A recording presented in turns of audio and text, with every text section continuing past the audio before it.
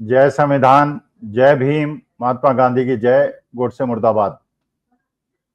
देखिए, आज देश संकट की घड़ी में सामना कर रहा है और हम लोग, पूरा देश 142 करोड़ लोग एकजुट होकर पाकिस्तान का मुकाबला कर रहे हैं और शत्रु शक्तियों का मुकाबला कर रहे हैं। लेकिन ऐसे ही समय में भारत सरकार ने क्यों ऐसा किया कि एक तरफ उन्होंने गोदी मीडिया को खुली छूट दे दी।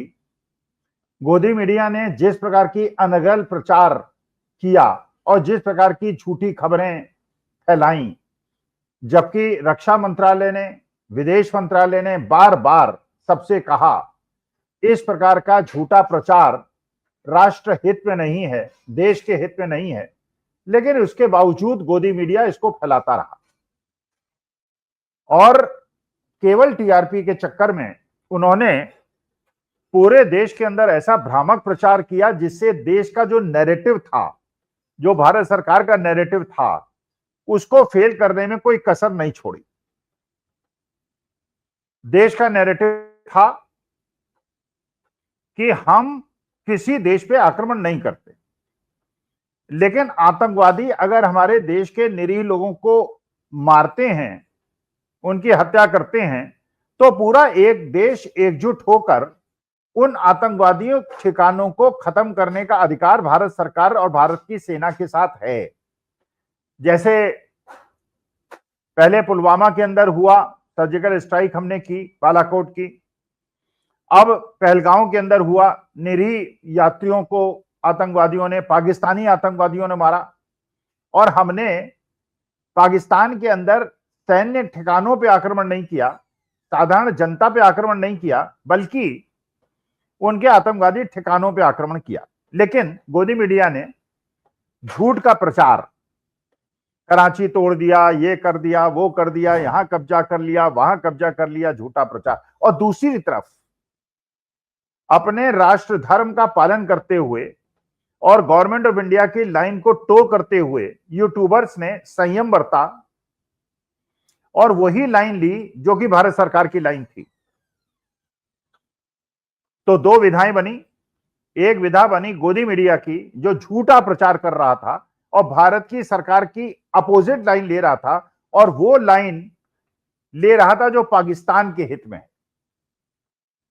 पाकिस्तान चाहता था कि भारतवर्ष अंदर से हिंदू मुसलमान में बढ़ जाए, कमजोर हो जाए, और जब यह लड़ाई हो तो उसके बाद भारत को अंदर से और बाहर दोनों तरफ से आक्रमण का सामना करना पड़े।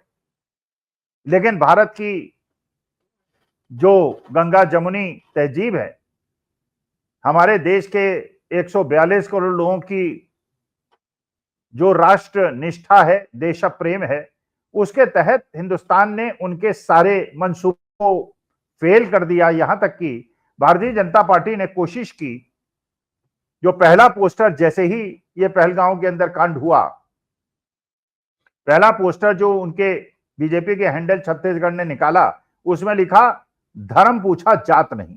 मैंने हिंदू मुसलमान का नैरेटिव देश के अंदर पैदा करने की कोशिश की, जो पाकिस्तान भी चाह रहा था।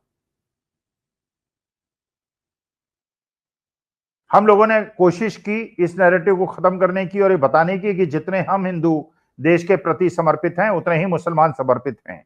लेकिन हिंदू मुसलमान का नैरेटिव क्रिएट करने के लिए भारतीय जनता पार्टी ने उसका उपयोग किया।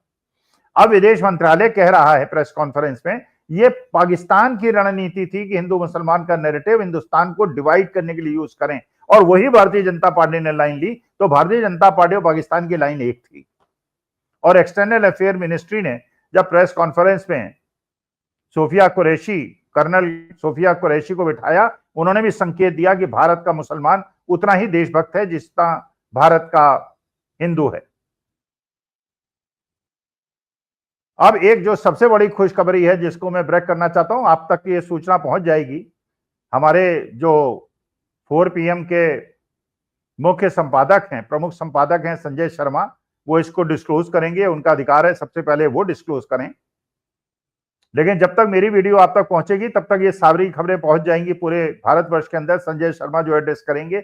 लेकिन इतनी बड़ी खुशखबरी कि लोकतंत्र के सामने, भारत के संविधान के सामने, भारत के बाबा साहब भीमराव अंबेडकर के संविधान के सामने और न्याय प्रणाली के सामने किसी भी तानाशाही सरकार की इतनी हिम्मत नहीं है कि देश के लोकतंत्र और संविधान को किसी प्रकार का व्यवधान पहुंचा सके। आपको पता है, कुछ दिन पहले 4 PM जो हमारा मेन स्ट्रीम चैनल था उसको बंद कर दिया गया, बिना कारण बताए बंद कर दिया गया, बिना शो कॉज नोटिस दिए बंद कर दिया गया, जबकि भारत सरकार का और देश के प्रचलित कानून का और सुप्रीम कोर्ट का निर्णय है किसी को भी बिना शो कॉज नोटिस दिए हुए किसी पे भी एक्शन नहीं होना चाहिए। और भारत सरकार इसको मानती भी है। जब तैमूर राणा जो एक नॉन टेररिस्ट है, मुंबई अटैक में 26/11 में इन्वॉल्व था, उसको भी अगर प्रत्यार्पण करके लाया गया है तो उसको भी जुडिशियल प्रोसेस से ले जाया जा रहा है, लेकिन 4 PM को बिना नोटिस के अचानक बंद कर दिया गया। कारण 4 PM के 70 लाख सब्सक्राइबर्स हैं, पिछले 13 महीने से नंबर 1 पोजीशन पे है। लोगों को जलन होती है कि गोदी मीडिया को जितने पूरे साल में लोग नहीं सुनते, यहां पे 1 महीने में सुन लेते हैं, क्योंकि 4 PM ने हमेशा सच्चाई की बात की है, देश के लोकतंत्र और संविधान की बात की है। लेकिन खुशखबरी यह है, 4 PM को सरकार ने दोबारा पब्लिक व्यूअरशिप के लिए खोल दिया है। बिना कारण बताए बंद किया था, बिना कारण बताए खोल दिया है, क्योंकि यह पता चल गया था जब कपिल सिब्बल साहब जैसा प्रतिष्ठित वकील से संजय शर्मा जी की मुलाकात हुई, नेहा सिंह राठौर की मुलाकात हुई, सबको ये संकेत मिल गया था, पूरे देश को संकेत मिल गया था कि कपिल सिब्बल जैसा बड़ा वकील अगर 4 PM के केस को लड़ रहे हैं, इसका मतलब यह है कि सरकार को अलोकतांत्रिक कदम को वापस लेना पड़ेगा। और सरकार ने अपने अलोकतांत्रिक कदम को इसलिए वापस लिया, जो मुझे लगता है, क्योंकि सुप्रीम कोर्ट ने 2 हफ्ते का टाइम दिया था जवाब देने का, और सरकार को पता था कि इसका कोई जवाब देने की स्थिति उनकी नहीं है कि 4 PM का कौन सा ऐसा वीडियो था। यहां गोदी मीडिया सरकार के निर्देशों का उल्लंघन करते हुए पूरी तरह से सरकारी नीतियों को धता बता है, और वो लाइन ले रहा है जो पाकिस्तान लेता है। उन पे कोई कार्रवाई नहीं हो रही, केवल एडवाइजरी जारी होती है। और 4 PM जैसे टॉप मोस्ट यूट्यूब चैनल को बंद करके जो लोकतंत्र की आवाज को बंद करने का प्रयास हुआ था, आज सरकार ने अपनी गलती मान ली।